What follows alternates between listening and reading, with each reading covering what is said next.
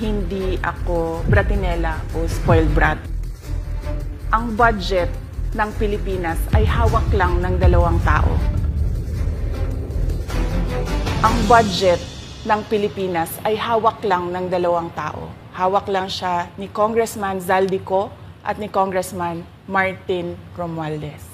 Yan ang katotohanan. Halimbawa ko dito, medyo mahaba ito, kaya pagpasensyahan mo. Ang halimbawa ko dito, sa DepEd muna tayo. Sa Department of Education, noong taong 2023, merong 5 billion na inapprove para sa classroom construction. Nagulat ako kasi merong mga lumapit na miyembro ng House na humihingi. Hinihingi nila yung 5 billion, parte ng 5 billion na budget. Wala kasi akong experience sa ganyan.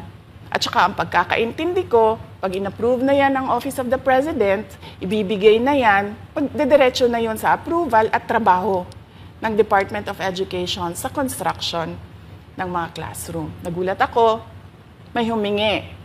Magkano ba ang amin dyan? Magkano ba ang amin dyan? So sinabi ko, hindi pwede ito.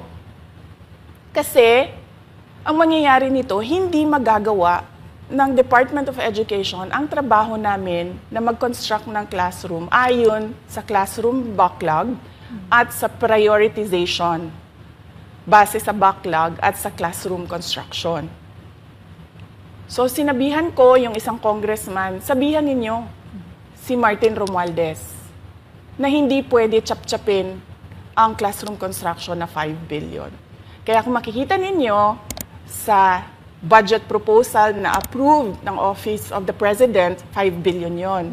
Pero nung lumabas yung GAA o yung budget approved noong 2023, naging 15 billion siya. Dahil hindi nga ako pumayag na kunin yung 5 billion, dinagdagan nila ng 10 billion yung classroom construction ng Department of Education. Yung 10 billion na yon hindi kontrolado ng Department of Education.